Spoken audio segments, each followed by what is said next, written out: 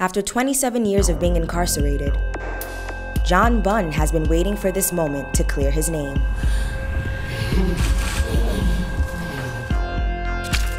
Since 1991, exonerated for murder, it was a heartfelt moment.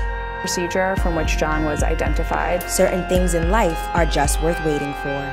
Source Exclusive presents the story of John Bunn, Wrongfully Convicted, Part 1. I'm sitting here with a very important person, Mr. John Bunn. How you doing, sir? Thank you. How you doing? Nice to meet you, sir. Now, for most of the people that don't know you or know about you or know your story, what can you tell the people about yourself? I'll tell them that my name is John Bunn. I represent the wrongfully convicted. I just have been exonerated within the last week, and how can I say it? I'm a person that's been faced with adversity since I was a child, and you know, like I stand up in front to be a motivation for people that's still going through adversity today, so I could be a motivation for them to push through their adversity and know that anything is possible. Let's start off with where you're from, like your background. Like, where are you from? I'm from Brooklyn, New York. Brooklyn, what part of Brooklyn? Crown Heights. I was born in 1976. I'm 41 right now, so I grew up in Brooklyn like, I grew up in Brooklyn until I was 14 years old. That's when I was locked up, but I grew up in Brooklyn when the crack epidemic actually hit Brooklyn real hard, so I grew up in a real tough time. When I was like from 5 to the age of 7, I went from, my aunts and them taking me out to the movies on weekend to like almost my whole household being addicted to crack, except my mother and my grandmother. So it was like directly impacted on my life. So, me not never actually meeting my father, like my aunts and them was like, real important in raising me. Like they was like the father that I didn't have, like I looked at my aunts and them like help me raise me with my mother and shit. So, when they got addicted to the drug, it had a real impact on my life directly, in the whole community as well, but in my household directly, it went from us having, good Christmases to, having no lights and no heat.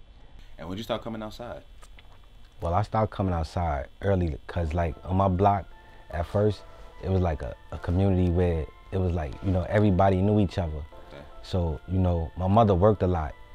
Like that's one thing that she always did. She always maintained a job when I was younger. Okay. So I was good in sports. Like I loved playing basketball, and I was good in gymnastics, flipping and things like that. So I was one of the people that, like to come outside and play in a park. Like I lived directly across the street from a park, PS 335 between, it was the same mark between Utica and Rochester. And it was like, that park was like real famous for like basketball, and athletes used to come play in that park. Like athletes that I knew from the community at the time used to come play. So, we used to always be in the park till like late hours in the night. Okay. Did you ever get into any type of trouble in the streets before that? Yes, I did. Could you elaborate? Like the thing with me was, after my mother moved when I was 10 years old down the block, like she moved a couple blocks away from where my grandmother was living. And at this time she was dating another man, like that came into her life. And me and him didn't really get along. So during this time, I started venturing out like into the house, because like I said, I never met my father. How old were you at this time? I was like around 10, 11 years old. Okay. So I started going outside a little bit more. And I think when I was like around 13 years old, I got into my first like thing with trouble, where I got caught up into like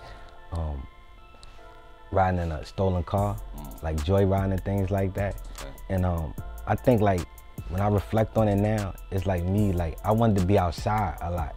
So I would do anything like for me to have to go outside. Prevent from me trying to go in the house, you know what I mean? So joyriding and things like that into stolen vehicles, it was, we was too young to actually have the real vehicles, and back then, my friend named Spoon, he was actually good with stealing cars with a screwdriver. So if we can hang out with each other, you know what I mean, and not going, we all had, when I reflect on it, we all had troubled homes. Like a lot of our parents was going through adversity, turmoil back then. Being single parents, not having, and a lot of other issues involved. And I think like we hung with each other to try to stay away from the pain, like to deflect from the pain of our reality when we go back into the house. And as being out, trying to hang out on the streets like that, when you having problems at home and you're already living in poverty, that led to us like doing petty crime, like snatching pocketbooks and things like that, with me being around that. Right. And I was around a couple of them incidents a couple of times. Okay. So you have been in trouble before you actually got locked up? Yes. You can admit to that now. The stolen car or whatever, were you the one driving or you were just a passenger? No, I was just a passenger. Passenger? I admit to that then. I actually testified to that on the stand. Okay. Like, I don't hide nothing about who I was, but I never ever killed anyone or even thought of killing anyone or put myself in a position to be even accused of killing anyone. What did you get locked up for? I got locked up for murder in the 2nd degree and attempted murder in the 1st degree. The day when I got locked up, like I was having breakfast with my mother and my sister on St. Mark's. It was like a whole gang of police had rushed into my house, and they were telling my mother like I was involved with a robbery or fight or something like that. And at the time, like I tell you, I was hanging with guys, so like I didn't really even know if I was really involved with a fight or some shit like they was really trying to say. But they was telling they wanted to take me down to the precinct for questioning. Actually, I was 77 precinct, and actually, my basketball coach was the one that knocked on my door. I used to play for PA. I used to play for PA basketball. So I guess he was the one that knocked on my door and got my mother to open the door. As soon as they got me out of my mother's jurisdiction, they started asking me questions about a murder, saying that I knew something about somebody getting killed or something like that. And they rode me around for like I don't know how long, maybe close to an hour before they actually took me to the precinct. Once they got me to the precinct, they handcuffed me to a pole for like unaccounted amounts of hours. They asked me numerous questions, listening, question me. At some point, they had let me see my mother. I told you, like, my mother was in her right state of mind right then. She just wanted me to come home. So when she came into the room, she was just telling me, like, just tell them what you want them to know, like, so they could let you go home. I was telling them, like, when she not around me, they trying to put a murder on me, mommy, like. But she wasn't getting, like, nah, she wasn't thinking that at first, you know? And then when she started, like, trying to, like, question them about that fact, like, they dismissed her because, or whatever the case. I went through that day, I woke up the next day, and it was reality. Like, I was really locked up. Like, I had gotten in trouble before, but I always had went home. So, I woke up the next day, I was in Spofford. It was real. They had actually held me in the precinct for almost, I don't know how many hours, I think over 16 hours that day. And they put me in a lineup with grown men. And when I got in the lineup, with the guys in there, I was asking like, what's going on, shorty and shit? Like, now I'm thinking they could tell like something was different. So I was like, yo, man, they picked me up, they asked me questions about some murder, and I was asking what's up with them, where they had picked them up from. They was guys they had randomly picked up from the park and shit like that. They had paid them to actually be in the lineup. Mind you, this is grown men. So you know in the lineup, you stand up and things like that. I was so outsized by the people that was standing with me, they had to sit us down because they was grown men and I was still a child. Like, I was under 100 pounds, maybe like 5'2" at the time. I was a baby, you know what I'm saying? And the person they was looking for was a grown man. The person they was actually accused of this crime was a grown man. You understand what I'm saying? And at some point, Scarcella came into the room. Who's that? Louis Scarcella. Who's that exactly? Louis Scarcella is a rogue detective. He was actually the head of homicide back then when I was actually going through this, but come to find out now that he's a detective that's been involved in like a lot of people cases that went wrong. And he's known for like framing lineups that I know now. He came in at some point and he told me it was my lucky day that I got picked. My life changed forever after that day. You know, I grew up in poverty, so we ain't had the money to pay for no defense. You know, so my mother, me and her, she did suffer from like alcoholism at the time. Like, but she dealt with it with like, she was trying to reach for help, but she got depressed. When did it really become your reality that, yo, you about to face some jail time for a crime that you did not commit? I had like a lot of problems from the gate. like physically. There was a guy there by the name of Johnson that was working in Spofford at the time. They call him RoboCop. From what I hear, he's a fireman now. But he took it personally, you know, at the time of this incident happened, that he wanted to actually like physical harm me. But you know, this guy he was 6'4", 2 and change, and I was no physical match for him. So like, you know, he was able to like hurt me, you know what I'm saying? And I couldn't really defend myself. So he had like a strong hold on like the whole spot for the staff.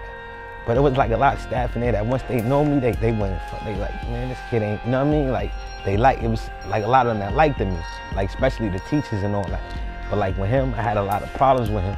So when I first got there, they had to put me in something like CMC, but it was protective custody against like him, because like he was trying to send like inmates in, and I was having problems with certain staff with him because he had a certain stronghold on me. So they had to put me in like a different part of the facility when I first got to Spofford. It was like some shit like E6, because they threw me right in population. After they threw me right in population, I got assaulted by him. And then right after that, I had to get like put into a different part of the facility for like the next 7, 8 months. You ever heard of Khalifa Brown? I heard of this story. You heard about the situation, you heard about how it ended. I heard he committed suicide. Did you ever have a moment like that when you were locked up?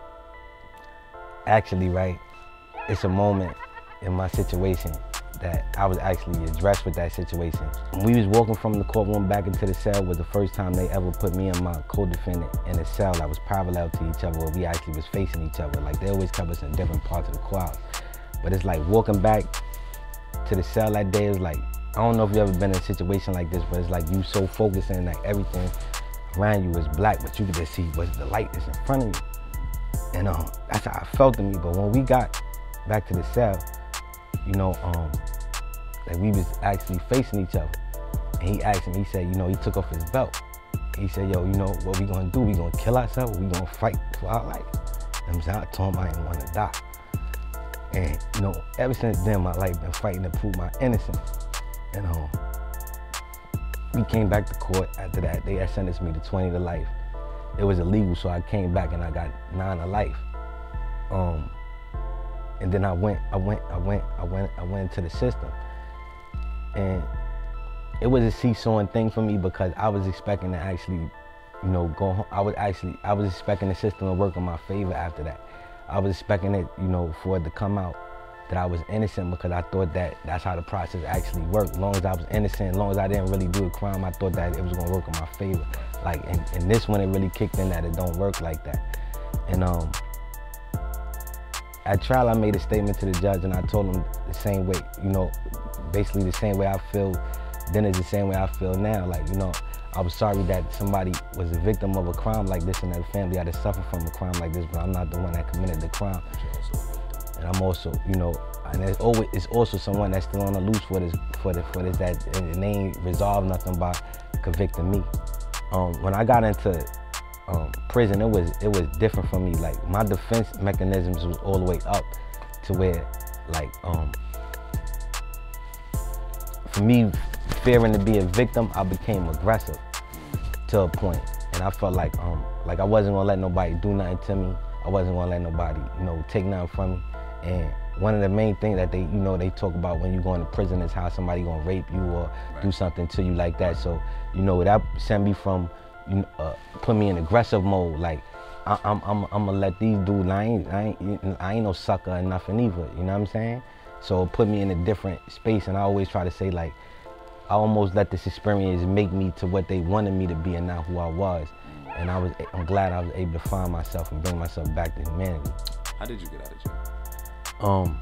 After I was shipped around the state, like through prison to prison, I landed in Elmira Correctional Facility. In the year 2000, I started facilitating an anger management program. And I came so good, I was able to facilitate and teach other facilitators how to facilitate. At the time, they was training a new staff member that was from outside coming in, and I was like helping her train because she was gonna be my supervisor. So I was training her. So it was like in her first 3 or 4 months there, she was working as a trainee, and then after that, she became my supervisor there. So after like 6 months of her working up there with us and things like that, we was running at classrooms up there. She had a list of people that she would see, quarterly, that she would see every 90 days. So this particular morning, when an officer left his post, the guy that she called up there for his quarterly was a predicate rapist. And he came up there, and when he seen the opportunity, he wound up closing the door where she was at, and he wound up hitting her in the head with a paper puncher and proceeded to try to rape her.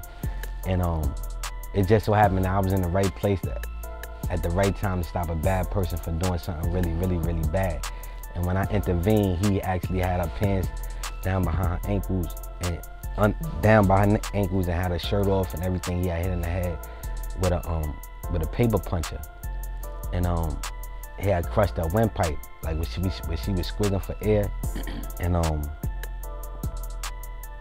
we was able to intervene and stop him actually from penetrating her. And he was actually infected with the AIDS virus. So make a long story short, like 8 months after that, this woman, she returned back to work. And I was coming up for parole. And she said like she wasn't gonna leave me behind. And when I went to parole, they ain't even acknowledge it. But she came and she asked me like, what happened when they let you go? Like, you know, cause they had her working up inside the administration part of the facility. So when she came back, it was like the first time I seen her since I heard she was back working, cause they wasn't keeping coming in contact.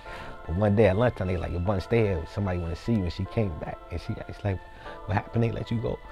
And I was like, nah, they didn't even acknowledge it, you know? And she was like, huh? I'm like, what? She's like, don't worry about that.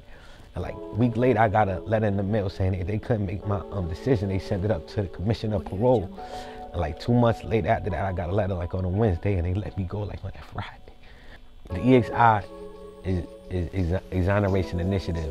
They actually take cases that of actual innocence and that's a non-DNA related. In my situation, they had actually threw away evidence or said evidence no longer existed before I actually got to put in my initial appeal. So when I said they locked me away and threw away the key, that's exactly what they do. They locked me away and they threw away the evidence for me to get out, where the evidence that they said no longer existence could have actually proved my innocence 26 years ago. The EXI is a non-for-profit organization of lawyers, of attorneys that actually pick up wrongful conviction cases that have a lot of the issues based around that, but don't have actually DNA issues, and they could actually build the case back together without DNA being available to them. I've always been fighting for my life. This has been my life every day. It ain't been a day I haven't been fighting for my innocence or maintain my innocence in some type of manner. It's just like they had blocked me off at some point. And when the exoneration initiative came back into like my life, you know, they had told me like they had new avenues and they were able to like build around the DNA issues, because every innocent program that actually existed actually accepted my case at some point. It's just that they were saying they couldn't go any further. I actually even took lie detector tests by some of the top investigators that the government have appointed. And I'm talking about the same type of people that investigated Bin Laden and gave them, like these are the same type of people that came and did my polygraph test and I passed and everything. And the thing was, they kept saying that I only could get to a certain point, but without this other evidence or things like that, legally I was bonded, that they couldn't do anything. So when EXI came and they told me they had, you know, they could build around the DNA, they actually ran into the same kind of difficulties every other innocent program ran into, but actually really broke open the door for me.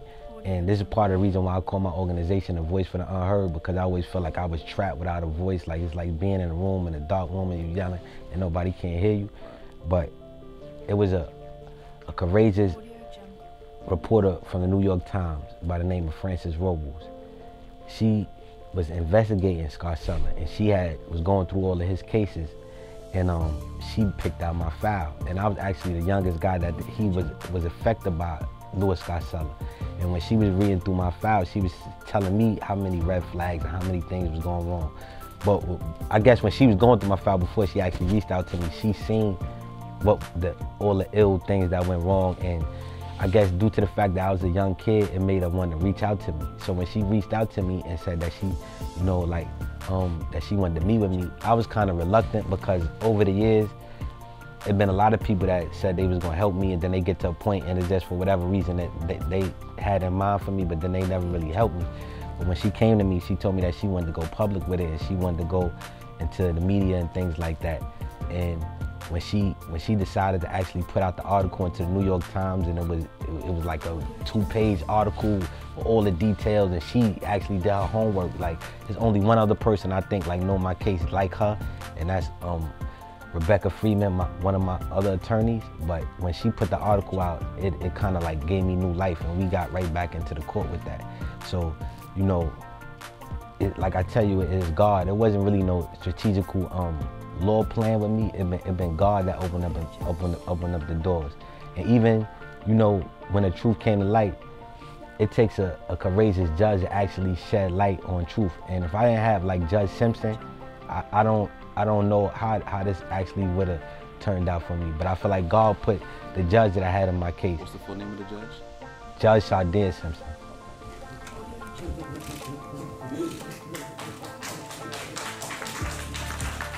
There were hugs of relief. The story of John Bunn, wrongfully convicted, to be continued.